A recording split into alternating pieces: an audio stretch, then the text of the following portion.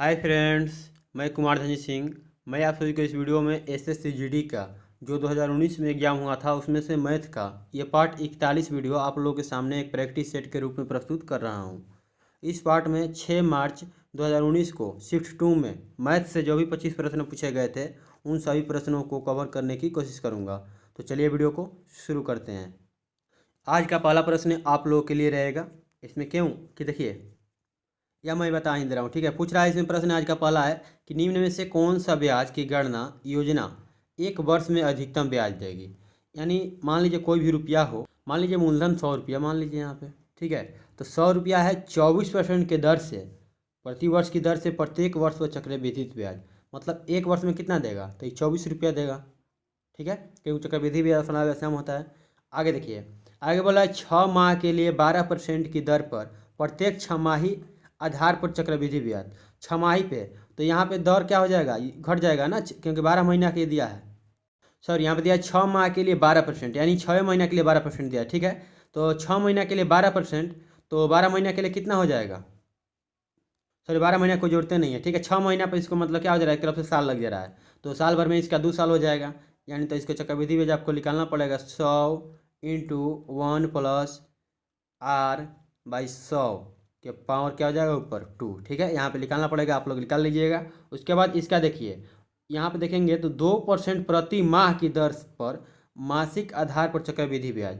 देखिए मासिक बोल रहा है, मतलब एक महीने, मतलब 12 महीना इनका, यानी 100 का 102/100, फिर 102/100, फिर 102 ऐसे ही कितना बार चला जाएगा ये मासिक आधार पर, यानी एक साल का दिया गया है ना, एक वर्ष में, तो ये 12 बार चला जाएगा। यानी सबसे बड़ा किसका, कौन ब्याज देगा, यही देगा, ठीक है। ऑप्शन 3, ठीक है। चलिए अगला प्रश्न देखते हैं। ऐसे आप लोग बना करके भी देख लीजिएगा। आज का प्रश्न फिर दूसरा है चार्ट से, ठीक है। पाई चार्ट से 3 प्रश्न पूछे जाएंगे, जो कि आज का पहला प्रश्न है चार्ट से, ठीक है। इसमें बोला है कि कुल छात्रों की संख्या जो है 2000 है, ठीक है। इसमें कलर दिया गया है, कलर तो दिखाई हो नहीं दे रहा उतना अच्छा से, ठीक है। तो मान ले, देखिए ये ए है, इसको लिखिए देते हैं हम यहाँ पे ए। आई वाला जो है बी है, ठीक है, बी है, सी है ई, डी, आई है जो ई है, ठीक है। तो ई मतलब 30%, ए है 15%, बी है आपको 25%, सी है आपको 10%, डी है आपको 20%। कुल छात्रों की संख्या, जो कुल छात्रों की जो संख्या है दिया है 2000, यानी 100% बराबर दिया है आपको 2000, ठीक है। तो 1% बराबर कितना हो जाएगा, 2 जीरो से 2 जीरो कैंसिल, यानी 1% बराबर हो जाएगा आपको 20, ठीक है। 1% बराबर कितना हो जाएगा 20 छात्र। आगे देखिए, बोला कि यदि गांव डी से 70% छात्र, सॉरी 70% बच्चे स्कूल जाते हैं, तो गांव डी से स्कूल न जाने वाले बच्चों की संख्या कितनी है। अब देखिए, पहले हम ये निकालेंगे कि जो गांव डी है उसमें छात्रों की संख्या कितनी है, ठीक है। तो छात्रों की संख्या कितनी हो जाएगी, गांव डी में 20% है, तो 1% बराबर 20, तो 20% बराबर कितना, 20 से गुणा कर देंगे, यानी 400 हो जाएगा, ठीक है। तो बोल रहा है कि 70% बच्चे स्कूल जाते हैं, तो 17% ना जाते हैं, और नहीं जाने वाले की संख्या पूछ रहा है। नहीं जाने वाले का नहीं पूछ रहा है, तो बोल रहा है कि गांव डी से स्कूल जाने वाले बच्चों की संख्या कितनी है। तो 70% स्कूल जा रहे हैं, तो 400 टोटल बच्चे हैं, और 70% जा रहे हैं, तो 400 का 70% यहाँ से निकाल लेंगे। तो 2 जीरो से 2 जीरो कैंसिल, 4 7 28, यानी 280 हो जाएगा, ठीक है। 280 छात्र जो हैं स्कूल जाते हैं गाँव डी से। चलिए अगला प्रश्न देखते हैं। यहाँ पे आप देख सकते हैं ऑप्शन 4। अगला प्रश्न है, विपरीत दिशाओं में चलने वाली 2 ट्रेनें प्लेटफार्म पर खड़े एक व्यक्ति को क्रमशः 25 सेकेंड और 32 सेकेंड में पार करती हैं, और वे 30 सेकेंड में एक दूसरे को पार करती है, तो उनकी गति का अनुपात क्या है। अब देखिए, इसको एलिगेशन से बना सकते हैं, और डायरेक्ट मतलब डिटेल से बनाएंगे तो बहुत लंबा बनेगा, ठीक है। एलिगेशन से बना देते हैं। ऊपर वाला जो लिखा हुआ था है उसको दोनों तरफ लिख देते हैं, 25 हो गया, ये 32 हो गया, ठीक है। अब बीच में जो कॉमन होता है उसको कॉमन यहाँ पे हम लिख लेते हैं, ठीक है। एलिगेशन का ऐसे ही होता है, ठीक है। ऐसे कर देते हैं, जो लिखा होता है वहाँ पे, या कॉमन संख्या यहाँ पे लिख दिया जाते हैं, ठीक है। इन दोनों का अंतर यहाँ पे लिखिए, इन दोनों का अंतर यहाँ पे। तो यहाँ पे देखिए करते हैं, इन दोनों का अंतर कितना हो जाएगा 5, इन दोनों का अंतर कितना हो गया 2, तो यही क्या हो गया गति का अनुपात, ठीक है। तो यहाँ पे इसका राइट आंसर क्या हो जाएगा 2:5, ऑप्शन 2। अगला प्रश्न फिर पूछ रहा है, ये देखिए ये जैसा कि पिछला पार्ट से मैंने बताया था, यहाँ पे तृतीय अनुपात की बात कर रहा है। तो तृतीय अनुपात क्या होता है, B²/A, ठीक है। 9 15 का तृतीय अनुपात पूछ रहा है, तो पहला 9 है, मान लीजिए इसको ए है, ये बी है, तो क्या हो जाएगा बी स्क्वायर मतलब 15 का स्क्वायर बाई ए, तो तीन के 9 और 3 5 15 और 3 5 15, तो क्या हो गया 50 25, ऑप्शन 3। ठीक है, चलिए अगला प्रश्न देखते हैं। अगला प्रश्न है, रोहित और दिनेश एक दूसरे को 64 किलोमीटर दूरी है, मतलब उन दोनों के बीच की दूरी जो है 64 किलोमीटर है। ठीक है, यहाँ बोल रहा है कि रोहित और दिनेश एक दूसरे से 64 किलोमीटर दूर है। रोहित 15 किलोमीटर प्रति घंटे की चाल गति से चल सकता है और दिनेश 17 किलोमीटर प्रति घंटे की गति से चल सकता है। वे दोनों एक दूसरे को कितने घंटे में मिलेंगे यदि वे एक दूसरे की ओर जा रहे हैं। ठीक है, मतलब एक जो है रोहित इधर जा रहा है, दिनेश इधर आ रहा है। ठीक है, मतलब एक दूसरे की ओर। ठीक है, तो बोल रहा है टोटल दूरी कितना है 64 किलोमीटर। एक दूसरे के विपरीत होता है तो चाल क्या होता है जो जुड़ जाता है, तो एगो 15 से जा रहा है और एगो कितना से 17 से। ठीक है, तो 64 अब टाइम 15 17 कितना हो जाएगा 32, तो 32 में के 64 दो घंटा। ठीक है, 64 किलोमीटर दूरी हो गया, 15 ये चाल हो गया, दूरी बटा में चाल बराबर समय, तो 2 घंटा, ऑप्शन 2। ठीक है, चलिए अगला प्रश्न देखते हैं। जब भी आपको बोले विपरीत दिशा में, ठीक है विपरीत दिशा में बोले अगर, तो विपरीत दिशा में आपको क्या करना है कि बीच की दूरी लिख लेना है और बट्टा में चाल लिख लेना है, चाल को दोनों जोड़ देना है। फिर अगला प्रश्न वही चार्ट से पूछ रहा है कि गांव बी और ई के बच्चों की कुल जनसंख्या कितनी है, बी और ई की। तो देखिए ये हो गया ए। ठीक है, यहाँ पे देखिए कलर दिया हुआ है, ध्यान नहीं पड़ेगा यहाँ पे। ठीक है, कितना भी जूम करूँगा आप लोग नहीं पहचान पाएंगे कलर, तो यहीं से ए होता है, लगातार आप लोग देख लीजिएगा, ये बी हो जाएगा, ये हो जाएगा सी, ये हो जाएगा डी और ये हो जाएगा ए। इसे किसका बात कर रहा है, बी और ई का। तो बी का कितना है 25%, अब ई का 25%, बी का, आई का है 30%। ठीक है, तो 20 से 25 से 30 कितना हो जाएगा 55%। ठीक है, और 100% बराबर कितना दिया था 2000, तो 100% बराबर 2000। ठीक है, तो 100% और 2000, तो 1% बराबर कितना हो जाएगा 20 हो जाएगा, तो 55% बराबर कितना हो जाएगा लिख लेते हैं 55 इंटू 20, कितना हो जाएगा 55 दूना 110, 1100। ठीक है, यहाँ का राइट आंसर हो जाएगा 1100। ठीक है, ऐसा करते हैं आप लोग समझ रहे होंगे यहाँ पे, क्योंकि पूछ रहा था बी और ई क्या, तो बी का 25% है, आई का 30% है। कुल छात्रों की जनसंख्या यहाँ पे देवे किया है कि 2000 है। ठीक है, अब आप देख सकते हैं ऑप्शन 4। अगला प्रश्न पूछ रहा है कि इसके व्हाट के चिन्ह पर क्या होगा। ठीक है, इसका सोल्यूशन करना है, तो चलिए हम इसका करते हैं। पहले सबसे पहले आपको क्या करना पड़ेगा, डिवाइड करना पड़े, सबसे पहले डिवाइड करना होगा। ठीक है, तो देखिए यहाँ पर क्या है 1.5 इंटू 78। अब डिवाइड करना है तो इसी के बटन में लिखते हैं, क्या दिक्कत है 0.5, तो 5 हो जाएगा, दशमलव हटेगा तो ऊपर 10 कर देते हैं। 5 से कितना बार में 2 बार में, तो 8 दूना 16। अब देखिए एक और यहाँ पे दशमलव है, तो जा कर देते हैं। ठीक है, और 2 5 10, फिर कट गया। अब 5 से ही कट जाएगा 3 बार में। ठीक है, ठीक है, तो मैंने यहाँ दशमलव हटाया था तो ऊपर में 10 किया था, यहाँ से भी दशमलव हटेगा तो नीचे में 10 आ जाएगा। ठीक है, तो 10 से 10 खत्म, 5 से ही कट जाएगा 3 बार में, तो यूनिट 8 तरीके 24, यूनिट 4 उड़े में यूनिट। ठीक है, तो ऑप्शन 3 हो जाएगा। वैसे पूरा गुना भी कर सकते हैं, 8 24, 7 21 2 23, ऑप्शन 3। ठीक है, चलिए अगला प्रश्न देखते हैं। अगला प्रश्न है, एक समलंब चतुर्भुज की समांतर भुजाओं के बीच की लंबवत दूरी जो है, सॉरी लंबवत दूरी पूछ रहा है कि क्या है सेंटीमीटर में, जिसका क्षेत्रफल 108 सेंटीमीटर स्क्वायर और समांतर भुजाओं की लंबाई जो है 9 सेंटीमीटर और 3 सेंटीमीटर, सॉरी 36 सेंटीमीटर है। चलिए हम यहाँ पे इसकी दूरी निकालते हैं।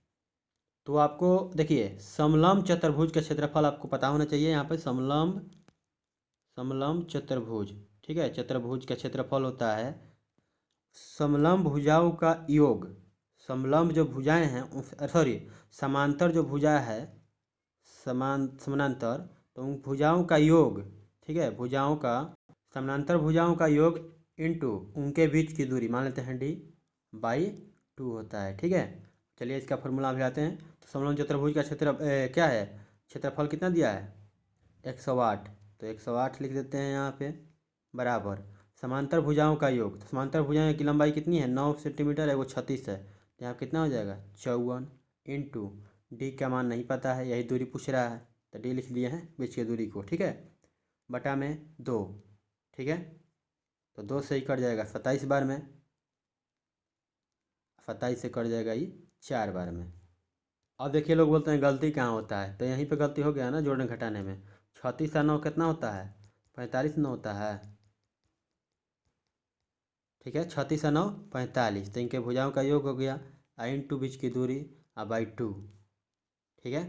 अब इसे करते हैं तो 2 से इधर कर देंगे या 9 से, देखिए 9 से ही 5 बार में कट जाएगा और 9 से ये कट जाएगा आपको, 9 एकम 9 9 12 बार में। ठीक है। तो डी बराबर क्या हो जाएगा, डी बराबर आपको 2 इधर चला जाएगा तो 24 और 5 इधर आएगा तो नीचे हो जाएगा, यानी 24 बटा में 5 कितना हो जाएगा, 5 चौके 20 और 5 चौके 40, 4.8 सेंटीमीटर। ऑप्शन 2। ठीक है। चलिए अगला प्रश्न देखते हैं। समझ में नहीं आएगा दोबारा देख लीजिएगा, समझ में आ जाएगा। समलंब चतुर्भुज का क्षेत्रफल होता है समांतर भुजाओं का योग इंटू उनके बीच की लंबवत दूरी बटा में 2। ठीक है। चलिए अगला प्रश्न देखते हैं। अगला प्रश्न है, दो बोतलों ए और बी में तनुकृत अम्ल है। बोतल ए में पानी की मात्रा अम्ल की मात्रा से दोगुनी है, जबकि बोतल बी में अम्ल की मात्रा पानी की मात्रा की 3 गुनी है। बोतल ए और बी से क्रमशः कितनी मात्रा ली जानी चाहिए कि पानी और अम्ल की बराबर मात्रा से युक्त 5 लीटर तनुकृत अम्ल प्राप्त हो। देखिए हम भी इसको भी एलिगेशन से बनाते हैं। 2 बोतल है, कौन कौन, ए है एगो, एगो है बी। ठीक है। इसमें क्या बोल रहा है आगे, आगे बोल रहा है कि एगो है जो है बोतल ए में पानी की मात्रा अम्ल की मात्रा, यानी पानी है और अम्ल है, यानी वाटर है और एसिड है। ठीक है। दूसरों में भी क्या हैगा, वाटर और एसिड। ठीक है। ये रेशियो में है। ठीक है। आगे देखिए, रेशियो नहीं है, ठीक है, अरे भैया गलती गलती गलती गलती गलती। ठीक है, हो गया यहाँ से। और देखिए बोतल ए में क्या बात कर रहा है कि पानी की मात्रा जो है अम्ल की मात्रा से दोगुनी है, यानी अम्ल x है तो पानी कितना है, 2x है। ठीक है, यहाँ तक क्लियर। अब आगे क्या बोल रहा है, जबकि बोतल बी में अम्ल की मात्रा पानी की 3 गुनी है, मतलब पानी x है तो अम्ल कितना है, एसिड 3x है। अब आगे देखिए यहाँ पे क्या बोला है कि कितनी मात्रा ली जानी चाहिए, तो मतलब मान लेते हैं कि बराबर बराबर है तो दोनों में से हम आधा आधा ले लेते हैं। अब देखिए यहाँ पे, तो यहाँ पे क्या हो जाएगा, वाटर की लेके चलते हैं तो वाटर कितना हो जाएगा, मतलब बनाना है हमको किस में, एलिगेशन मेथड से। देखिए ऐसे एलिगेशन मेथड से बनाना है तो यहाँ पे क्या हो जाएगा। अब देखिए तो यहाँ पे क्या हो जाएगा, ये वाले में वाटर देखेंगे तो 2x, टोटल कितना है तो 3x है। ठीक है। अब देखिए यहाँ पे तो इस बी वाले में देखेंगे तो वाटर कितना है, x है, टोटल कितना है 4x में। ठीक है।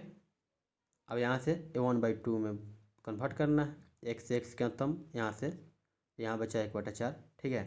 अब देखिए इसको हम क्या कर सकते हैं, रेशियो में करना है तो हमको क्या करना है, 12 से गुणा कर देंगे, क्योंकि तीनों में 12 से गुणा कर देंगे तो कोई फ़र्क है, रेशियो में है तो कोई फ़र्क नहीं पड़ेगा। ठीक है। तो यहाँ से देखिए अभी ऐसे होगा तो 3 से ही कट जाएगा 4 बार में, जगह नहीं है यहाँ पे, 4 से ही कट जाएगा, 12 यहाँ पे लिखा हुआ था। ठीक है। तो ये कट जाएगा 3 बार में। ठीक है। तो यहाँ पे क्या बचा, और यहाँ पे 2 से 6 बार में, तो यहाँ पे क्या बचा है, 8 बचा है ए वाले में, बी वाले में 3 बचा है, और बीच में क्या बचा है 6। तो यहाँ से अब रेशियो निकाल लीजिए। तो अब देखिए रेशियो कैसे निकलेगा, ऐसे निकलेगा, तो 3 और 6 का अंतर कितना होगा 3, और 8 और 6 का अंतर कितना हो जाएगा 2, तो 3:2 हो जाएगा। ठीक है। यानी 3 लीटर जो है पानी निकलना है, 2 लीटर इसमें 3 लीटर ए में से 2 लीटर जो है बी में से निकालना है। ठीक है। तो 3 2 5 लीटर निकल जाएगा यहाँ पे, यानी 3:2 हो जाएगा। ठीक है। चलिए अगला प्रश्न देखते हैं। इसका राइट आंसर हो जाएगा, आपको ऑप्शन देखते हैं, ऑप्शन 3। ठीक है, यानी 3 लीटर और 2 लीटर। अगला प्रश्न है, एक विक्रेता अपने ग्राहकों को 25% की छूट देता है और फिर भी 25% का लाभ कमाता है। यदि वस्तु की लागत विक्रेता को इतना रुपये आती है, यानी सीपी हो गया है कॉस्ट प्राइस। ठीक है। तो क्रय मूल्य 1600 रुपये आती है, तो उसका अंकित मूल्य, अंकित मूल्य का फार्मूला मैंने क्या बताया था, अंकित मूल्य का फार्मूला मैंने क्या बताया था, सीपी। तो सीपी देखिए सीपी यहाँ पे लिखिए देते हैं, सीपी तो सीपी कितना है 1600, यानी क्रय मूल्य इंटू 100 प्लस लाभ, तो 100 प्लस लाभ कितना है 125 हो जाएगा। बेटा में 100 माइनस छूट तो कितना हो जाएगा 75, होगा कि नहीं।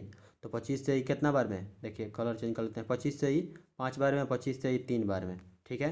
अब आगे देखिए, अब देखिएगा यहाँ पे देखिए थोड़ा सा मिस्टेक हो जाता है, यहाँ पे निकटतम मान पूछा है। ठीक है, एक्यूरेट नहीं कटेगा, तो अब चलिए कर देते हैं हमें। अब निकटतम मांग लीजिए, 16 × 5 = 80, तो 80 हो गया, 2 0, यानी 8000 बटा में 3।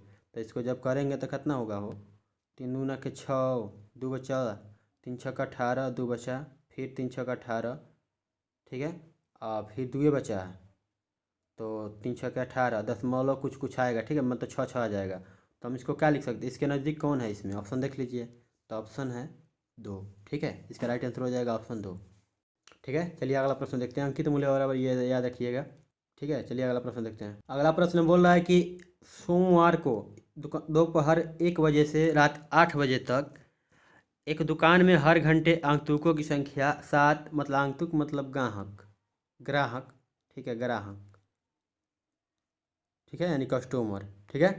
तो आगंतुकों कस्टमर की संख्या जो है 7 10 15 22 6 4 और 13 के रूप में दर्ज की गई थी। तो आगंतुकों की संख्या का गणितीय माध्य क्या होगा, यानी सबका जोड़, अब बटा में क घंटा में जुटा है लोग, तो 7 घंटा में 1 बजे से 8 बजे के बीच में कितना घंटा होगा, 7 घंटा। तो सबको जब आप जोड़ देंगे 7 10 17 17 अपन देखिए 7 10 17 17 5 22 10 32, मतलब 17 15 32 32 या 22 कितना हो जाएगा आपको, 54 54 6 60 4 64 64 13 77 और 7 घंटा में, तो 77 बटा में 7, तो क्या हो जाएगा 11 औसत हो जाएगा। गणितीय माध्य माध्य बोलिए या औसत एक ही होता है, ठीक है। यहाँ पे इसका राइट आंसर हो जाएगा ऑप्शन 3। अगला प्रश्न है 6 और 12 के प्रत्येक से 6 और 12 से 6 और 12 प्रत्येक से विभाजित होने वाली सबसे छोटी पूर्ण संख्या है। देखिए सबसे पहले आपको 6 और 12 का एलसीएम, मतलब जो भी संख्या दिया है उसका एलसीएम निकाल लीजिए। तो इसका अगर एलसीएम निकालेंगे तो एलसीएम, तो इसका आ जाएगा क्या 12, ठीक है। तो बोल रहा है कि मतलब 12 से जो कटेगी वो सबसे कटेगी, 6 12 दोनों से कटेगी, ठीक है। तो इसे कटने वाली सबसे छोटी पूर्ण वर्ग संख्या, तो पूर्ण वर्ग संख्या चलते हैं, पहला तो 12 हो गया, तो 12 पूर्ण वर्ग नहीं है, फिर अगला क्या हो जाएगा 24, फिर अगला यो नहीं कटेगा, पूर्ण वर्ग नहीं है, फिर हो गया 36, तो सबसे छोटा में कौन हो जाएगा 36, ऑप्शन 3, यह वर्ग हो जाएगा ना 6 का, यानी पूछ रहा है क्या सबसे छोटी पूर्ण वर्ग संख्या, तो 36 ना होगा, ऑप्शन 4। अगला प्रश्न है, इसका मान पूछ रहा है, ये बोर्ड मास है, तो इसका देखिए पहले डिवाइड करेंगे तो क्या है 383 डिवाइड बाई कितना 25 इंटू, ये क्या है 25 लिख देते हैं, 25/10 लिख देते हैं ना, 2/2.5 को प्लस 12 कर देते हैं, 25 से 25 कैंसिल, ठीक है। अब देखिए ये है 10, ठीक है, अभी आप बटा पर जोड़ बनाने की कोई जरूरत नहीं है, बटा में 10 है, तो यहाँ पे हम क्या कर देंगे 383 बटा में 10 यानी 383 या बटा में 10 था तो एक के बाद दशमलव लगा देंगे, अब प्लस 12, ठीक है। तो 38 और 12 कितना हो जाएगा हो, तो 38 12 कितना हो जाएगा 50 और दशमलव, अरे भैया रुको, 50 38.3 और 12 कितना हो जाएगा 50.3, तो ऑप्शन कितना में है, ऑप्शन 1 में, ठीक है। तो इसका राइट आंसर हो जाएगा ऑप्शन 1। चलिए अगला प्रश्न देखते हैं। अगला प्रश्न है, एक मेढक 80 मीटर गहरे कुएं के तल पर था, ठीक है, 80 मीटर गहरा कुआं, मतलब इसका जो ऊंचाई है 80 मीटर है, ठीक है, मतलब मेढक यहाँ पे है अभी, ठीक है। अब क्या बोल रहा है, इसने छलांग लगाकर इससे बाहर आने का प्रयास किया, प्रत्येक कूद में यह 1.15 मीटर की दूरी तय करता था, किंतु 0.75 मीटर नीचे फिसल जाता था। तो कूदने की संख्या कितनी होगी जिसके बाद वह कुएं से बाहर आ जाएगा। देखिए कितना चढ़ रहा है 1.15, अब बट फिसल जा रहा है कितना, तो 0.75, तो इसमें से घटाएंगे तो क्या हो जाएगा 1.15 हो रहा था जी, तो 1.15, तो 5 में से 5 गया 0, 11 में से 7 गया आपको क्या हो जाएगा 4, यानी 40 सेंटीमीटर। एक बार में कितना हो जाएगा 40, मीटर में था तो 0.40 सेंटीमीटर था, तो मीटर था तो हम इसको सेंटीमीटर कर देते हैं, तो यानी 40 सेंटीमीटर एक बार में चढ़ेगा, ठीक है।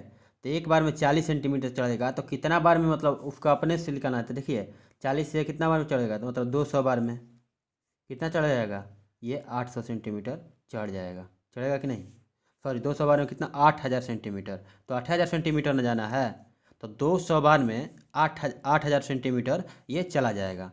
देखिए अगर ऐसे करेंगे तो यहाँ पे गलती हो जाएगा, 200 बार जब चढ़ेगा तो वहाँ फिसलना भी न है उसको, ठीक है। तो यहाँ पे यानी हम यहाँ पे अंदाज़ा लगा लिए कि मतलब 200 के आसपास आएगा, ठीक है। अब देखिए हम यहाँ पे अब क्या करेंगे कि 200 के आसपास वाली संख्या से हम उसको गुणा करेंगे पहले, एक बार में तो हम जान रहे हैं कि 40 सेंटीमीटर चढ़ेगा, अब मान लीजिए 8000 सेंटीमीटर 80 मीटर यानी 8000 सेंटीमीटर इसको क्या करना है ऊपर जाना है, ठीक है, 8000 सेंटीमीटर ठीक है।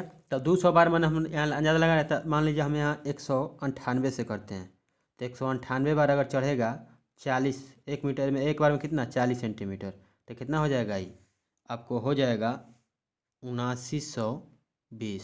ठीक है, के लिए यहाँ पे मैंने 198 बार क्या किया 40 से 40 सेंटीमीटर चढ़ रहा था। ठीक है, तो 7920 हो गया।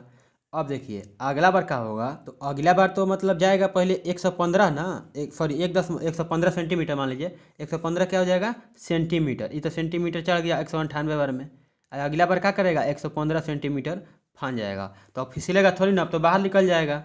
तो क्या हो जाएगा 5 2 1 3 और 9 1 10 के 0 8 7 1 8। ठीक है, यानी 8035 हो जाएगा।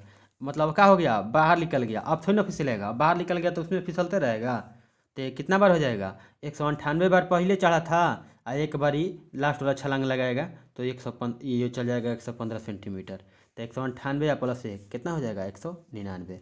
ऐसे में आप लोगों को करना क्या है मैं आप लोगों को बता देता हूँ कि डायरेक्ट यहाँ पे देखिए इतना जो जो अंतर आ रहा है, जैसे कि मैंने किया था पहले 40 × 200, ठीक है, तो 8000 आ गया। तो जो इतना बार कर रहे हैं उसमें से एक घटा दीजिएगा, वही आंसर हो जाएगा। ठीक है, चल ये शॉर्टकट वाली बुद्धि बता रहा हूँ, यहाँ पर डिटेल्स में मैंने बनाकर दिखा दिया।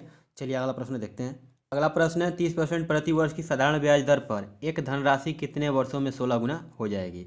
हम मान लेते हैं, देखिए कई शिफ्टों में मैंने मतलब कई पार्ट में आपको बताया हूँ कैसे बनाना है इसको। ठीक है, तो मान लेते हैं मूलधन 100 रुपया है, साधारण ब्याज की दर बढ़ रहा है, तो साधारण ब्याज हम कितना हो जाएगा 100 रुपया इंटू मूलधन इंटू समय। समय कितना है भैया नहीं दिया है, एक से रख देते हैं, और दर कितना 30% बटा में 100। अब क्या बोल रहा है कि 100 रुपया जो राशिया है, ये राशि है जो कितने बरस में जो है क्या गुना हो जाएगा 16 गुना। यानी 16 गुना कब होगा हो, जब 100 रुपया तो मूलधनवा तो देवे करना है, अब ब्याजवा कितना बढ़ जाएगा 1500 रुपया बढ़ जाएगा ना, तब में जाके 16 गुना हो जाएगा। तो कब बार बताया हूँ मैंने कि जितना गुना का है उसमें से मूलधन घटा लीजिए। ठीक है, यानी जैसे 5 गुना का है तो 400 रखिएगा, मतलब एक के नीचे करके 100 से गुना कर दीजिए, 100 रुपया अगर रख रहे हैं तो। ठीक है, तो 1500 बढ़ेगा। अब यहाँ से कर लेते हैं, 2 0 से 2 0 1 0 से 1 0 3 से करते बार में 50 बार में कट जाएगा, तो x बराबर आ गया 50 वर्ष, ऑप्शन 2। ठीक है, चलिए अगला प्रश्न देखते हैं। अगर समझ में नहीं आया तो पीछे कई पार्ट में बता दिया हूँ, इसको भी बता दिया, अगर दोबारा देख लीजिएगा समझ में आ जाएगा। ठीक है, 100 रुपया राशि है, 1600 रुपया कब होगा जबकि ब्याज 1500 रुपया दे देगा, तो 100 रुपया 100 वर्ष में 30% के दर मान लिए थे यहाँ पे बटा में 100 ब्याज हो गया, आप 1500 कर दीजिएगा, इसका वैल्यू आ गया 50 वर्ष। देखिए यहाँ पे अगला प्रश्न है 3 रुपया में 7 संतरे की दर से संतरे खरीदे जाते हैं, किस कीमत पर 100 संतरे बेचे जाने चाहिए ताकि 33% लाभ हो। अब देखिए हम इसको क्या करेंगे, पहले तो 100 संतरे का पहले हम करें मूल्य निकाल लेंगे। तो देखिए 7 संतरा का कितना है 3 रुपया, 7 संतरा का 3 रुपया, तो एगो का कितना हो जाएगा 3 बटा में 7, और 100 गो का कितना हो जाएगा 300 बटा में 7, यानी क्रय मूल्य का हो गया 300 बटा में 7। ठीक है, अब इसको हम मिटा देते हैं, CP 300 बटा, अब इस 100 संतरा का हो गया क्रय मूल्य। अब बोल रहा है कि कितना में बेचा जाना चाहिए, मतलब किस कीमत पर 100 संतरे बेचे जाने चाहिए। 100 इसको कितना बेचा जाएगा इसका 33% लाभ हो। इसमें कुछ करना है, हो क्रय मूल्य ये गया 33% लाभ हो, तो 133 मतलब 133% बटा में 100, मतलब 307 का मतलब निकाल लीजिए 133%, तो 2 0 से 2 0 खत्म, 7 से 19 बार में कट जाएगा, और 19 तिया 57 रुपया हो जाएगा। ठीक है, ये हो गया SP। CP था 300 बटा में 7, तो 307 का निकाल देंगे 33%, ऑप्शन 2 हो जाएगा। चलिए अगला प्रश्न देखते हैं। अगला प्रश्न है 50 संख्याओं का औसत जो है 36 है, यदि दो संख्याएं 63 और 65 को छोड़ दिया जाता है तो शेष संख्याओं का औसत क्या होगा। अब देखिए 50 संख्याओं का औसत पहले निकाल लेते हैं, तो मतलब टोटल संख्या कितना हो जाएगा, टोटल योग कितना हो जाएगा, तो 50 संख्याओं का औसत 36 है, तो इन सब 50 संख्याओं का योग कितना हो जाएगा, तो 36 × 50, यानी कितना हो जाएगा 36 बचे 180, यानी 1800 हो जाएगा। ठीक है, ये क्या हो गया 1800, ये पहले का है। ठीक है, फर्स्ट पहले का। अब क्या कर रहा है कि 63 और 65 को छोड़ दिया जाए, यानी 63 और 65 जोड़ देंगे, इसमें जोड़ के घटा देंगे, तो 63 और 65 जोड़ेंगे तो कितना हो जाएगा 3 5 8 है, 6 6 12, यानी 128 इसमें से घटा देंगे।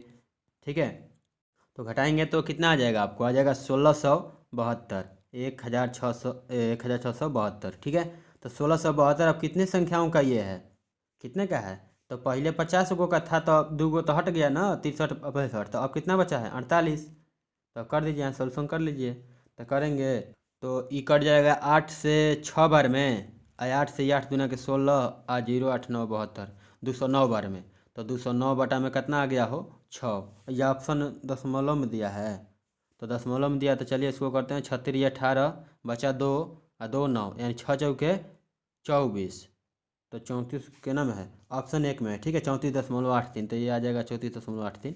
यहाँ पे इसका राइट आंसर हो जाएगा ऑप्शन 1। ठीक है, चलिए अगला प्रश्न देखते हैं। आप लोग देख सकते हैं अगला प्रश्न, इसमें पूछ रहा है चार्ट, तो मैंने पहले आप लोगों को समझा दिया। यहाँ पे बोल रहा है कि गांव ए से, गांव ए ये है, ठीक है, बी ये है, सी ये है, डी ए है और ई है ये। ठीक है, बोल रहा है कि ए से गांव सी के कुल बच्चों की संख्या का अनुपात ए से, तो पहले ए वाला का लिखना है। अब देखो कितना लोग करेंगे ना, तो टोटल संख्या 2000 है, तब 2000 की संख्या निकाल ले लेंगे कि ए कितना। अरे भैया परसेंटेज 2000 में सब टोटल 2000 है, तो परसेंटेज देवे किया है, तो 15% है ए और सी कितना है वो 10%, तो दोनों का अनुपात निकाल लीजिए।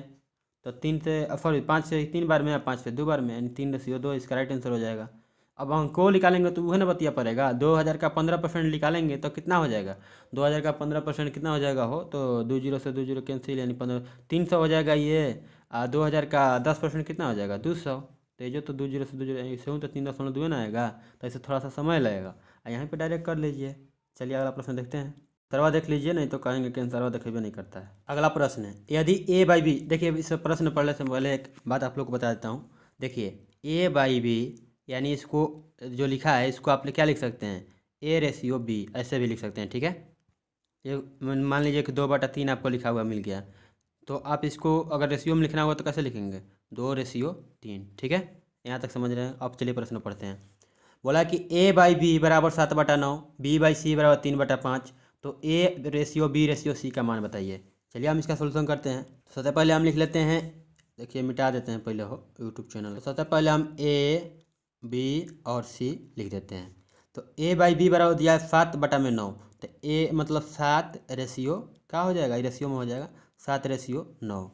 अब देखिए BC का कितना दिया है हो, तो B/C बराबर दिया 3/5, तो B के सामने 3 ले लेते हैं और रुको रुको रुको रुको, B के सामने यहाँ पे 3 और C के सामने क्या हो जाएगा 5। ठीक है, अब क्या करना है वो, तो जो खाली जगह यह है ना, यहाँ पे खाली जगह वो है, यहाँ पर खाली जगह बच रहा है, तो क्या करना है, इसके सामने वाली संख्या ठीक इसी लाइन में इसके अगल बगल वाली संख्या लिखनी है। ठीक है, यहाँ पे क्या करेंगे, ठीक बगल वाली, यानी यहाँ पे 3 लिख देंगे और यहाँ पे क्या लिखा जाएगा 9। ठीक है, यानी यहाँ पे क्या हो जाएगा हो 9 और यहाँ पे क्या हो जाएगा 3।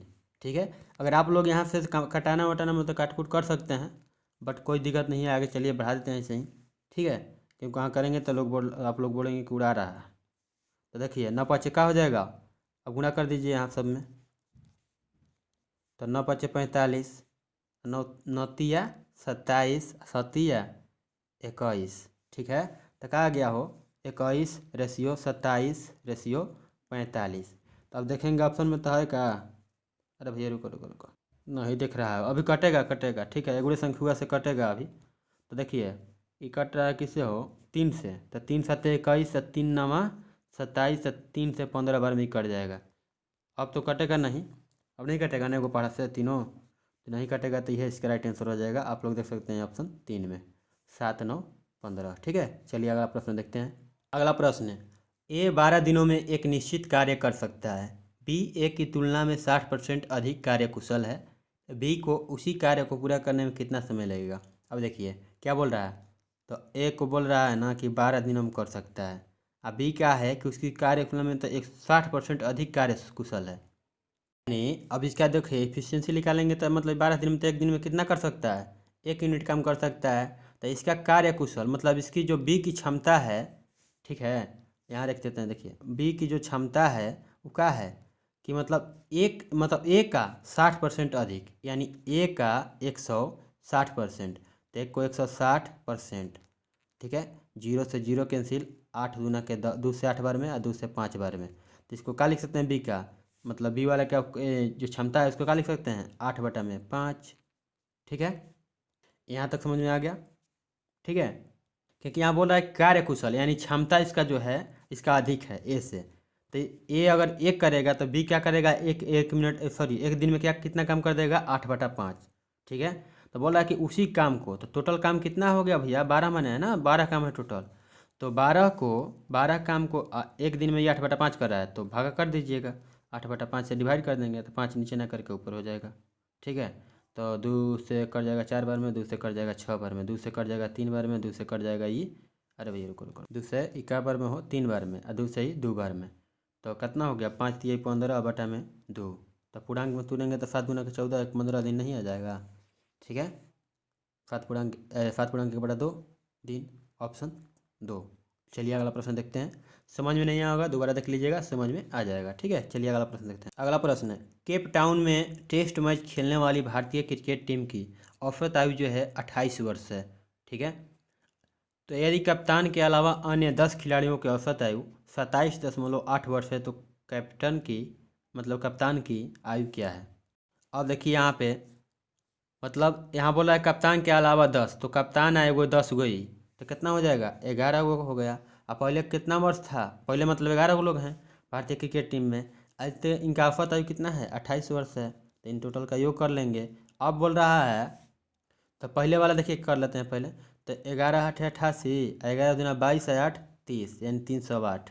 ठीक है, एज कब का है, इसमें कैप्टन भी शामिल है। ठीक है, कैप्टन भी क्या है, शामिल है इसमें। क्या है अब देखिए, अब बोला है कैप्टन के अलावा, यानी कैप्टन जब हट जाएगा, कैप्टन जब हट गया तो पहले 11 लोग थे, तो अब कितना लोग रहेंगे, वो 10 लोग ना बचेंगे, तो 10 लोग। इन लोगों को क्या कह रहा है कि इन लोगों का जो औसत आयु है 27.8 है, तो 27.8, तो कितना हो जाएगा, तो अब कितना हो जाएगा 278 हो जाएगा। ठीक है, ये विदाउट कैप्टन है। जब कैप्टन साहब थे ना तो 308 था, कैप्टन साहब मतलब चल गए हैं छुट्टी पे, तो 278 हो गया। तो कितना कैप्टन साहब का उम्र था, यहाँ पर निकल नहीं जाएगा, घटा लीजिए 0, और 10 में से 7 गल 3, तो ऑप्शन 1 30 बरिस। 30 बरिस के कैप्टन साहब रहेंगे तो घूमबे ना करेंगे, और 50 बरिस के रहेंगे तो कम में नहीं चलेगा। ठीक है, तो यहाँ पर इसका राइट आंसर हो जाएगा ऑप्शन 1, देख सकते हैं आप लोग भी। अगला प्रश्न है, एक पेंटिंग की लंबाई और चौड़ाई 15 सेंटीमीटर और 10 सेंटीमीटर है। पेंटिंग के चारों ओर 1 सेंटीमीटर चौड़ा किनारा किनारा बनाया गया है, किनारे का क्षेत्रफल कितना है। अब देखिए, अब पहले क्या कर रहा है हो, तो लंबाई चौड़ाई मतलब कोनो आयत की बात कर रहा है ना। ठीक है, तो पहले कितना है वो, तो ये 15 सेंटीमीटर इसका लंबाई है, लंबाई बड़ा होता है, 15 सेंटीमीटर है, और चौड़ाई कितना है वो 10 सेंटीमीटर। अब बोल रहा है कि, अब क्या बोल रहा है, तो 1 सेंटीमीटर पेंटिंग के चारों ओर 1 सेंटीमीटर चौड़ा किनारा बनाया गया है, किनारा ऐसे हो गया। ठीक है, ये भी चरखुटा होगा, जैसा वो होगा उसी ना होगा। तो इसका जो बीच का दूरी है 1 सेंटीमीटर है, कितना है 1 सेंटीमीटर। ठीक है, इधर भी 1 सेंटीमीटर हो जाएगा, इधर भी 1 सेंटीमीटर हो जाएगा। तो अब बोल रहा है कि किनारे का क्षेत्रफल कितना है।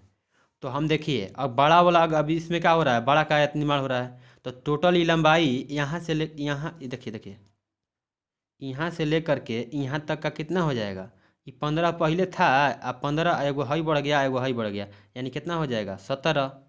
आई वाला कितना हो जाएगा हो चौड़ैया, तो 10 और 2 कितना हो जाएगा 12। ठीक है, क्योंकि 1 सेंटीमीटर नहीं हो, 1 सेंटीमीटर नहीं हो, तो बढ़ ना गया हो, एजा से लेके एजा तक चौड़ैया मतलब एजा से लेके, अरे एजा से लेके एजा तक 12 सेंटीमीटर ना हो जाएगा। अरे मैं तो गलती बता रहा हूँ, एजा से एजा तक। ठीक है, एजा से एजा कितना 12 सेंटीमीटर तो हो गया। तो बड़का वाला अब बोला किनारे का क्षेत्रफल, तो किनारा मतलब एकड़ क्षेत्रफल पूछ रहा है। देखिए क्या एकड़ पूछ रहा है हो, तो एकड़ क्षेत्रफल पूछ रहा है, एकड़। ठीक है, तो हम बड़का में से जब ई वाला भागवा को देखिए, कलर चेंज कर लेते हैं, ई वाला भागवा को रेड वाला जो कलर किया गया है इसे, इसके भागवा का क्षेत्रफल घटा लेंगे तो नहीं हो जाएगा, तो हम कर लेते हैं यहाँ पे, क्या दिक्कत है। तो बड़का वाला कितना है 17 × 12 माइनस छोटका वाला के 15 माइनस 10, अरे माइनस ना हो, सॉरी 15 × 10।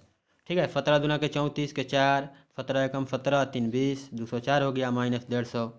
तो यहाँ पर इसका राइट आंसर क्या आ जाएगा हो, घटा लीजिए, 204 में से जाएगा तो 50 और 4 54 सेंटीमीटर स्क्वायर। ठीक है, ऑप्शन 4। चलिए अगला प्रश्न देखते हैं। ठीक है, अगला प्रश्न है, यशवंत 40 रुपये में 15 की दर से कैंडी खरीदता है और उन्हें 50 रुपये में 30 कैंडी की दर से बेचता है, तो उसका लाभ या हानि प्रतिशत क्या है। अब देखिए, पहले हम क्रय मूल्य निकाल लेंगे एगो का। ठीक है, तो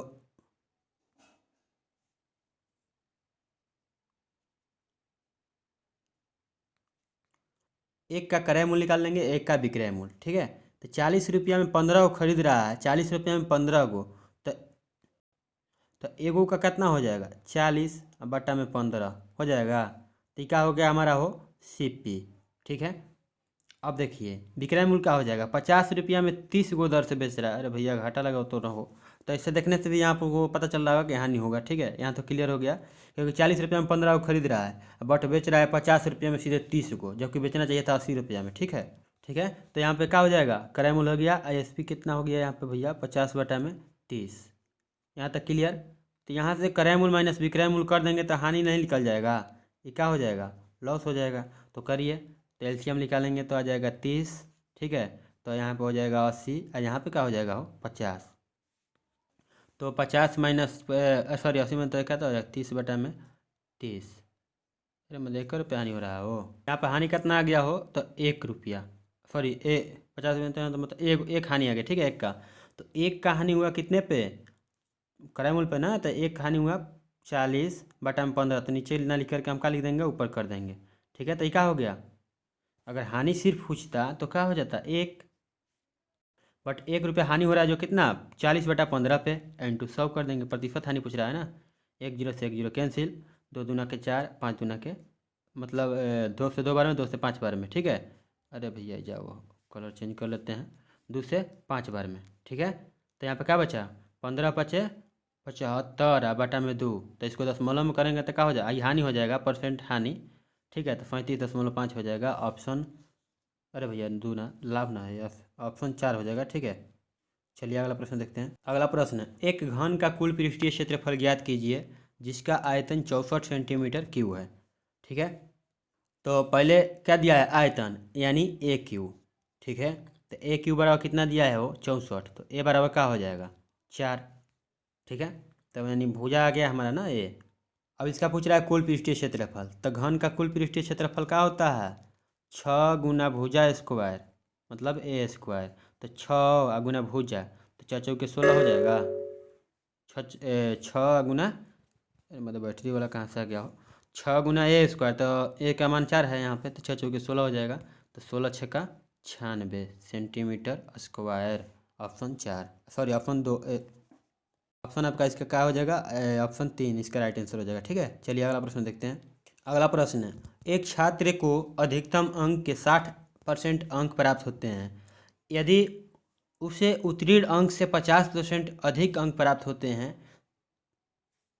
देखिए मतलब प्रश्न होता है तो फिर उत्तीर्ण होने वाले अंक अधिकतम अंकों का कितने प्रतिशत है। देखिए हम यहाँ पर करते हैं, पहले क्या बोल रहा है को अधिकतम अंक यानी टोटल मार्क्स, यानी टोटल मार्क्स जो है मान लेते हैं हम x है, ठीक है। अब पासिंग मार्क क्या है, ये टोटल मार्क हम कर देते हैं टोटल मार्क, ठीक है। अब पासिंग मार्क हम कर देते हैं y, ठीक है, मान लेते हैं यहाँ पे। तो बोल रहा है कि अधिकतम अंकों का 60% अंक प्राप्त होता है, अधिकतम अंक, तो अधिकतम कितना है x है, तो x का 60% अगर करेंगे तो कितना हो जाएगा हो 60%। तो 1 जीरो से 1 जीरो, 3 दूना 6, 5 दूना के 10, यानी क्या हो जाएगा 3x बटा में 5 हो जाएगा, होगा ना। तो आप यहाँ पर क्या लिख देंगे 3x बटा में 5। इसके बराबर आगे देखिए, अब बोल रहा है मतलब इतना तो लाया है, अब बोल रहा है कि यदि उसने उत्तीर्ण अंक से 50% अधिक अंक प्राप्त होते हैं, ये जो प्राप्त किया है तो उत्तीर्ण अंक से 50% अधिक, यानी उत्तीर्ण अंक का जो है 150%, तो यानी y क्या, उत्तीर्ण अंक वही ना माना है पासिंग मार्क है, तो y का 150%, तो 150 बटा में 100 करेंगे अगर आप, देखिए 150%, तो 50 से 3 बार में, 50 से 2 बार में, यानी 3 बटा में 2 हो जाएगा, ठीक है। यही ना, इसको मिटा देते हैं, ठीक है। यहाँ तक समझ में आ रहा होगा आपको, आगे बढ़ते हैं। अब देखिए हम देखिए 3 से यहाँ ऐसे कलर 3 से 3 कैंसिल, ठीक है। तो आपको क्या बचा x बाई, देखिए यहाँ नहीं लिखते हैं, यहीं पे लिख देते हैं। यहाँ पर हम क्या लिख सकते हैं x और y इधर चला गया, x बाई वाई, तो x अब इधर आएगा y, तो 5 का है नीचे है तो ऊपर चला जाएगा, यानी 5 बटा में 2। अब देखिए टोटल मार्क क्या आ गया 5, पासिंग मार्क क्या आ गया y, ठीक है, y बराबर 2 आ गया, ठीक है यहाँ पे। अब देखिए क्या बोल रहा है कि फिर भी उत्तीर्ण होने वाले अंक अधिकतम अंकों के कितने प्रतिशत है, उत्तीर्ण होने वाला अंक यानी जो 2 है अधिकतम अंक का कितना प्रतिशत है, यानी x का कितना प्रतिशत है, तो एक्स का यानी 5 का ना जी, तो 5 का, तो 5 का कितना प्रतिशत है, तो 5 का हम मान लेते हैं जेड प्रतिशत, जेड बटा में 100, नहीं पता है ना, तो 5 से 20 बार में कट जाएगा, अब 20 दूना के 40, तो जेड बराबर क्या होगा 40%। यहाँ पे इसका राइट आंसर हो जाएगा ऑप्शन 3। ठीक है। अब भाई जेड मत भूलिएगा, जेड यहाँ एक्स भी रख सकते थे, तो एक्स नहीं रख, क्योंकि आप लोग उल्टा सोचने लगिएगा यहाँ पे। ठीक है, एक्स बराबर पहले ही मान लिए हैं।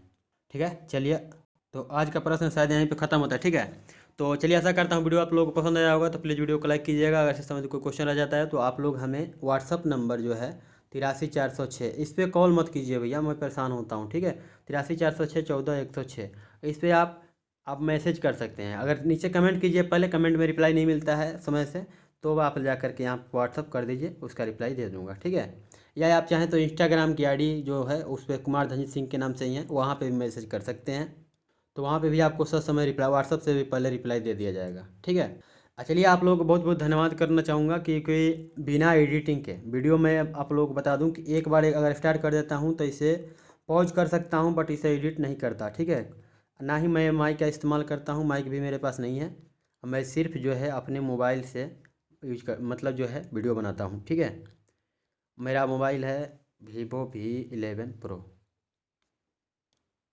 ठीक है, इसी से मैं रिकॉर्ड करता हूँ, तो इसमें कोई अगर आवाज़ वगैरह इसमें मतलब क्वालिटी जो आएंगे तो अभी नहीं दे पाऊँगा, क्योंकि यूट्यूब से मेरे काम करते हुए 3 वर्ष हो गए, बट इसमें से कोई आमदनी का कोई मतलब ये नहीं है। ठीक है, तो चलिए, ज़्यादा बकने से क्या फ़ायदा, चलिए मिलेंगे नेक्स्ट वीडियो में। ओके, थैंक यू, जय हिंद, जय भारत।